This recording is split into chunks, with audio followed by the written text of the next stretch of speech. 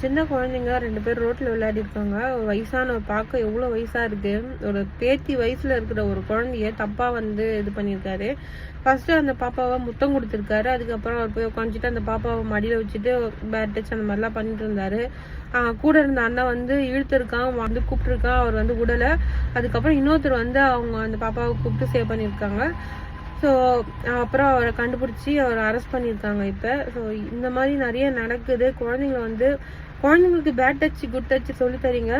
அந்த மாதிரி யார் கூப்பிட்டாலும் போகக்கூடாது, யார் எது கொடுத்தாலும் வாங்கக்கூடாது அப்படின்னு சொல்லி கொடுங்க.